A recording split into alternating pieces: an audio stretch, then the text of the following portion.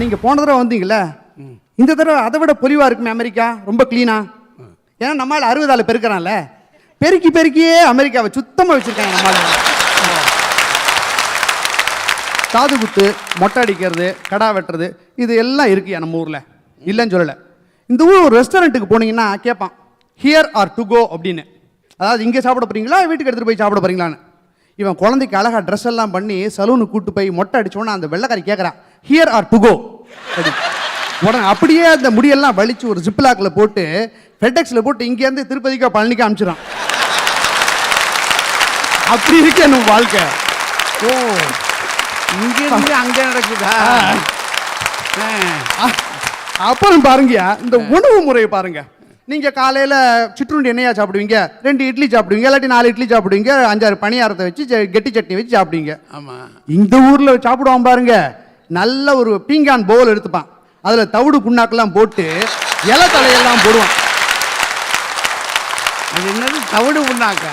பத்தாக்குறைக்கு பால் பாத்திரத்தை அலம்பி விட்டா மாதிரி ஒரு தண்ணி விடுவான், கேட்டா ஸ்கிம்டு மில்க்குன்பான். என்னைக்காவது இட்லி வந்து 30 கேலரி, பணியாரம் 40 கேலரி. இந்த ஊர்ல தண்ணி பாட்டில் எடுத்து சுத்தி பார்க்கறேன், இது எத்தனை கேலரி இருக்குன்னு. என்ன வாழ்க்கை.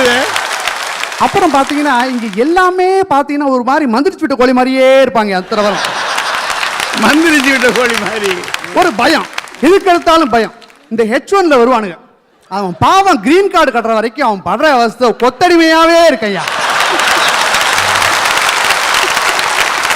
எங்க இவ்வளவு சிக்கல் இருக்கா அதுல?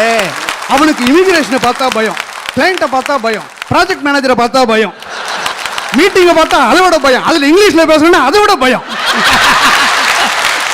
அதை விட வெள்ளிக்கிழமை 3 மணிக்கு மேனேஜர் கூப்பிட்டா வச்சுங்க பயந்து செத்துருவான்.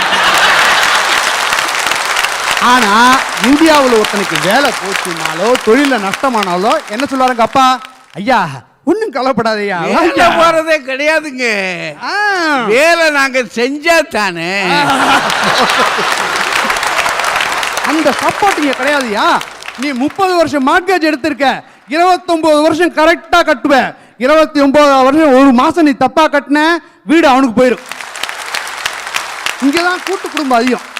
கூட்டு குடும்பம் அப்படின்னு என்ன அர்த்தம்? ஒரு வருஷத்துக்கு தேவையான மொத்த கூட்டையும் பண்ணி ஃப்ரிட்ஜில் வச்சிரும்.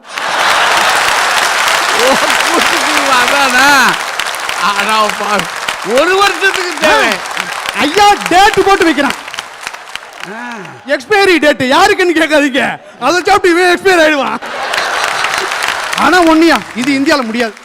ஏன்னா இந்தியாவில் கரண்ட் கட்டு, அதனால அன்னன்னைக்கு பண்ணி தான் சாப்பிடணும். அப்புறம் பாருங்கயா, எங்களுக்கு வந்து தீபாவளி ஆனாலும் சரி, பொங்கலா இருந்தாலும் சரி, அட ராமர் என்ன கிருஷ்ணர் என்ன அனுமார் யாரா இருந்தாலும் வீக்கெண்ட்ல தான் பிறக்கணும். அது நாங்களே கண்டிஷன் பண்ணுவோம். வருஷத்துக்கு அவர் பிறந்திருக்காரு, நம்ம அதுக்காக எடுக்க முடியுமா?